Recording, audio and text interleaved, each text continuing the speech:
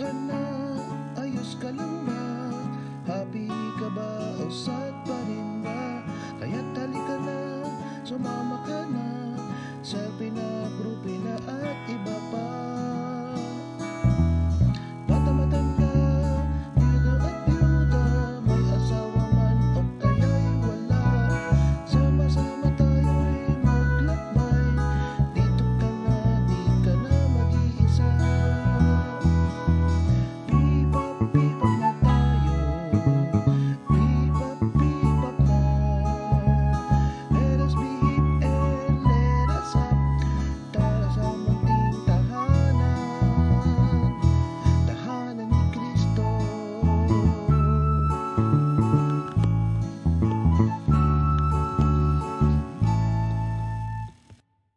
Good afternoon. Welcome to Parish Pastoral Accompaniment Program. Or P-Pop Live. Yes, live na live po tayo ngayon. Pero bago ang lahat, pag hindi nyo po ito nakita ulit, no? Kasi pino-forward po namin sa inyo, no? 'Di ba? Nag-share kami. Pag bigla pong nawala, this video is no longer available, no? Oh, Pumunta na lang po kayo sa YouTube ng P-Pop Cafe. Okay? makikita ko mamaya yun. So, ipa-flash po namin sa inyo kung saan niyo po pupuntahan. Yes. Kasi meron pong ginagawa ang Facebook, parang gusto nila iiksian bata. So, may mga natatanggal na video namin. Okay. So, umpisahan natin. Sige. Umpisahan So, ano natin. ang title natin? Yan, ang title natin. Alam mo ba ibig sabihin ng DIY? Do it yourself. Yan, do it yourself. Kanina naka-address yung Ano yung i-do it yourself mo? Project Pulmahan. Wow. Ibig sabihin nun. Sure ka ba? Ha? Mukhang magaling ka magano sexy. O siksik. O kaya yung mga naggaganon-ganon. O kaya pwede ka ring naghuhulma ng gulaman. Yun. May pwede hulma no? Yung yung mga paso. Yung pulburon. Mahal din yun, no? Simple lang. Gusto mo nga shape na star, gaganunin mo lang. Oh, biglang naging star shape na. Yung mga biskwit. Yeah. So, ibig sabihin, yung mga ginagawa na binibake natin na flour, malambot siya. Ngayon, dahil malambot siya, lalagay mo yung hulmahan. Pag tumigas na siya, yung gusto mong shape, yung lumalabas. Ayun. So, yan po ang gusto natin para sa ating mga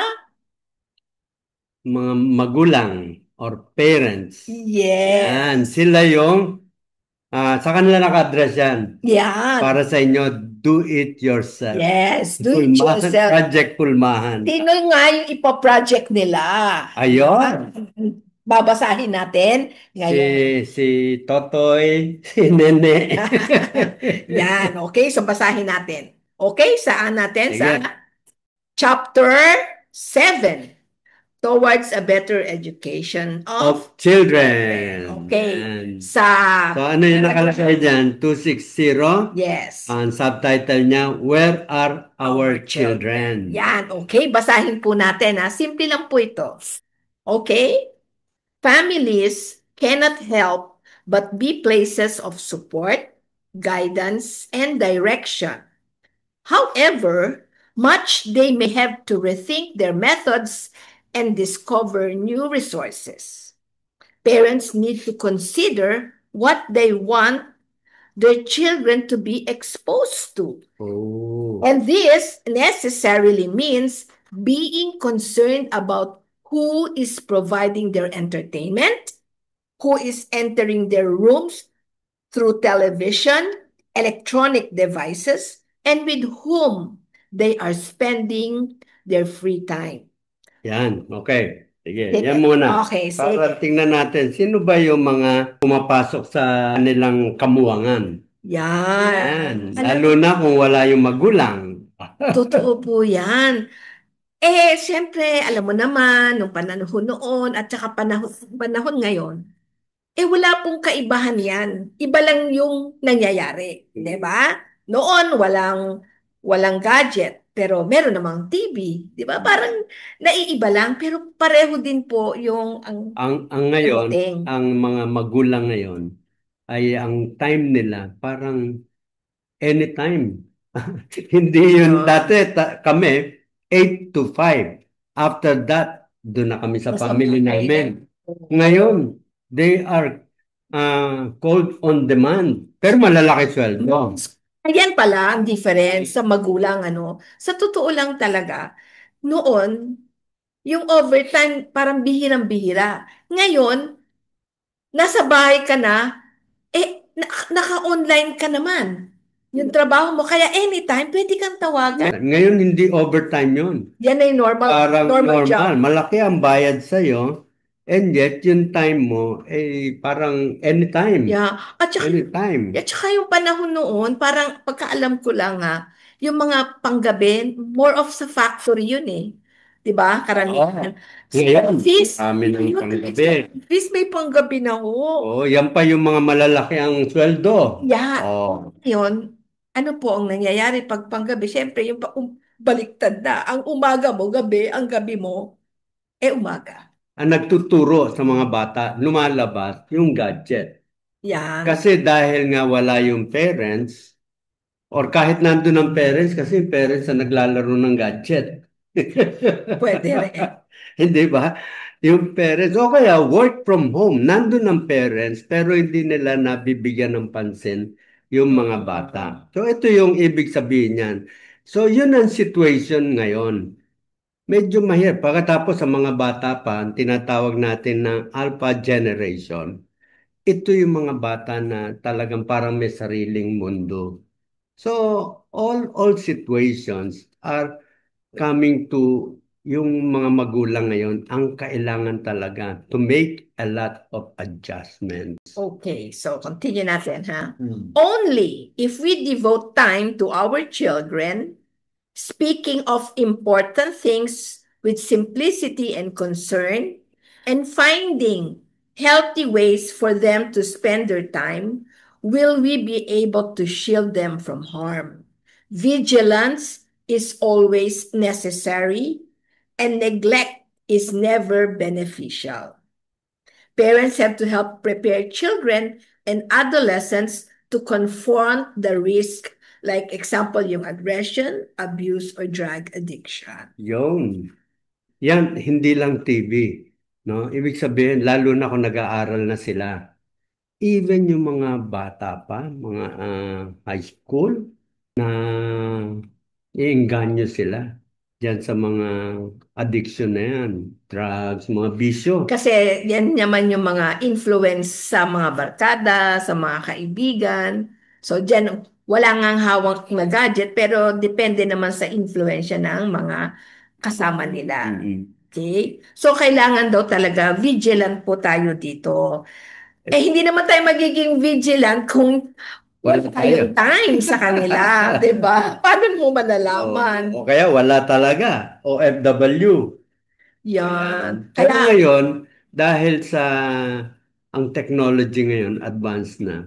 So kung gusto nilang bantayan yung kanilang anak, pwede pa rin kahit na OFW sila. Babantayan pa rin nila yung anak nila. Hindi katulad dati, mahirap ang communication pagka OFW ka. Ngayon, yun naman mga nasa labas, OFW sila, pagka tumawag sila sa mga anak nila, sinesermonan ng sinesermonan. yeah. No? So, madaling umiwas yung mga bata doon sa kanila. No? Hindi nila nakakausap din. So, that is also a problem. Kailangan kung malayo ka, you should always offer yung mga magaganda para maingganyo sila, nakausap kayo, ganun. Tulad nga ng sinabi dito sabi dito, if we can only devote our time speaking to our children of important things ito importante, with simplicity and concern. Mararamdaman po kasi ng mga anak natin yung concern pag kinakausap natin sila. Diba? Kinamusta natin sila. O kamusta ng school? O ano yung nilalaro mo? Lika nga, laro tayong dalawa. Ano ba yung ginagawa mo? Diba? So pagka may concern po tayo, lalabas po talaga yon, yung spending time with them. Oo. So, kung talagang ganun po talaga ka-importante sa atin, no, at gusto natin maging vigilant, kailangan tayong mag-spend ng time sa Yeah. kanila. So, dun sa sa Episcopal, merong seminar tayo in-attendan doon, di ba? Episcopal Commission on Family and Life. Nagbigay doon, psychologist, tungkol sa how can we deal with the digital children. O, ito yung alpha generation. So, ang sabi nila, sa ngayon, importante that yung inyong communication lines ay hindi mawala. That means, tuloy-tuloy pa rin nakipagkwentuhan, although meron siya mga kaibigan doon sa gadget, di ba? Pero sa iyo, sa mga magulang, dapat ang connection ng kanilang communication ay laging open. Sa loob ng 7 taon, yan yung mga bata, hindi naman nakakalabas ng mag-isa Yeah. di ba? So, you have a lot of time to control or to regulate their activity. So, ito ang bantayan talagang mabuti, maging vigilant. Sa ngayon, hindi na rin pwede yung puro bawal, no? We need to allow them to explore, allow them to play with their mga kaibigan na sana magkaroon ng time na ang paglalaro nila ay parang face to face. Maganda rin na maging kaibigan nyo yung kaibigan nila, di ba? Parang ka-level lang, no? Hindi yung parang nanay ka, yung parang friends lang talaga. Para maganda yung pagpapakita ninyo dun sa mga bata, mga kasama niya. Kasi pag naging close din, makita ng mga kalaro niya, no, na naku, cool mom ka pala. Cool yung mom. Yeah. Pwede silang maglaro sa bahay nyo. Oo. Kita mo pa sila, di ba? Kasi pagka yung nawala ang connection ninyo, lalong ang hirap dahil wala na silang mensahe makuha galing sa'yo. Iiwasan ka nila. Kaya ka nila iwasan. Yung Yeah. mga bata na yan, tahimik lang. Kaya, ang gusto din natin pa sabi, lalo-lalo na kung mabagong kasal pa lang kayo, no? Siyempre, lahat tayo gusto natin magkaanak, yung mga bagong mag-asawa. Maganda tong mapakinggan ninyo or i-spread nyo po ito, pinag-uusapan natin, sa mga kaibigan nyo din na mga bagong kasal na magkakaanak pa lang. Kasi at least, hindi pa lumalabas yung baby ninyo, no? Alam na ninyo kung paano alagaan, no? Wag hindi po yung nasa walker pa lang, iabot nyo na agad yung cellphone para tumahimik siya, di ba?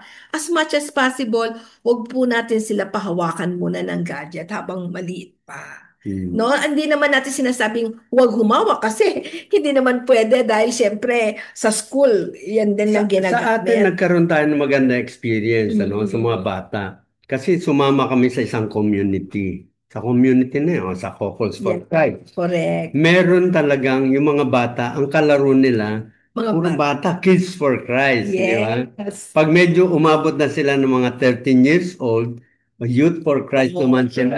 Kasama nila mga ka-age nila. Kanilang mga nakakasama, yan ay nababantayan doon sa activity noon. Tama. So yan, nakakatulong din yung ganyan. Tama yung pong community, makakatulong din po. Kasi minsan, mas nakikinig sila sa ibang tao kaysa sa Mga ate-ate nila. Oo, tama. Tapos doon, like sa kapihan natin, no? Ayan, sa Meron kapihan din din. kasi for family din yun. So yung mga batang dinadala doon, meron din po silang area doon na hindi po sila nag-gadget, kundi time out yung gadget doon, kundi nag-work na, merong nagdadasal, Ganun. meron silang katekism, tapos naggagawa sila ng arts. So, pati talents po nila nadidiscover. Yeah. So, maganda po talagang yan po yung ating gawin. Sama rin natin sila sa kapihan or sa community. Yes. Okay. Ito na sa paragraph 261 na tayo sa ending, okay? The real question then is not where our children are physically or whom they are with at any given time, but rather where they are existentially, where they stand in terms of their convictions, goals, desires, and dreams. Okay. So, ibig sabihin, At the time na meron ka pang control sa kanila, ito yung mga hulmahan na sinasabi. Yung hulmahan mo, ang objective nun or ang goal nun ay yung mga values, yung mga pangarap, kung ano ang dapat nilang i-desire. So, unti-unti, hindi mo sila inilalagay na yung parang ang kanilang unang priority is yumaman, no? But not the love of money, but the love of God. Yeah. No? They can desire to have money, and then they will learn how to value that money. Parang, ang ibig sabihin, hindi yun ang pangunahin. Yung pera is just part of it, 'di ba? Parang nandyan lang 'yan. Pero para maging maayos ang samahan, para maayos ang decision making, hindi naman pera 'yun eh. No, yung utak mo, yung emotions mo, yung isip mo, yun yung makakapagpadala dun sa bata yun, sa Yes, values niya. yes. Hindi po pera, no? Oh, yun yung sinasabing DIY.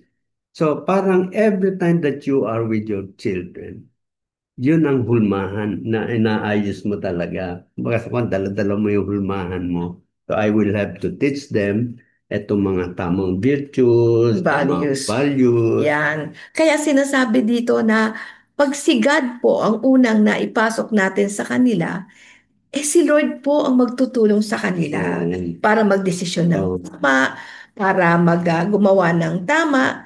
They can do it on their own, no? Kasi sabi dito, hindi naman natin sila pwedeng pigilan. No, may mga kanya-kanya silang talent. Wala pong batang walang talent. Lahat po sila meron. Kaya hindi mo po sila pipigilan, but lilid po lang natin sila sa tamang daan, which is towards the Lord. So, kung ang hulmahan mo, no, habang sila ay lumalaki, pagka dating ng time na talagang on their own na sila, wala ka na intindihin sa kanila because they know the values, they know their dreams, no? Alam nila kung ano ang direction nila. Sigurado mabubuhay na maayos yan. Yan. At saka yung ding hulma na sinasabi, hindi naman po talaga natin na ilalagay sila sa kahon o saan, ano. Kay tinitignan po nila tayo yung ginagawa po natin. Tulad na lang po yung simpleng pagsisimba tuwing linggo. Pwede pala. Yeah. Parang tayo ang hulmahan. Yes. Yun. Hulmahan. Nakikita nila. Mga bata, hindi naman nila alam yan. Nakikita lang nila. So, unang-una, gagaya lang sila sa atin kasi ginagawa natin. And then later on, they will really feel, no, the value of going to Mass every Sunday. Tapos yung nagdadasal ng rosaryo, novena, yung kung ano pa yung ginagawa po natin. Wala ibig sabihin ng DIY. Tayo ang Yes. hulmahan, no? Wala tayong daladalang hulmahan, kundi tayo. Yes, at saka sinabing DIY, do it yourself. Tayo po yon. Hindi po natin iuutos sa katulong o sa mga caregiver na ano yung gagawin. Tayo, yourself, not others. Tayo po talaga dapat ang gagawa. Kaya po tayo naging magulang. Klaro ang lesson. Tayo ang hulmahan. Yan. Kaya, ang huling tanong dito ni Pope Francis, ang ganda ng ending niya, ang sabi niya, the question, sabi niya, I would put to parents are this. Sabi niya, ni Pope Francis, do we seek to understand where our children really are in their journey? Where is their soul? Do we really know? And above all, do we want to know? Yan. Dapat mag-interesado tayo. Usap ni Pope Francis. Kasi tayo po ang hulmahan nila. At kung talagang gusto nating gawin ito, gagawa po talaga tayo ng effort. Yung pong time and ang importante. Amen. Okay, so again, we'll see you next week. Yes. Here in P-Pop Live. Bye.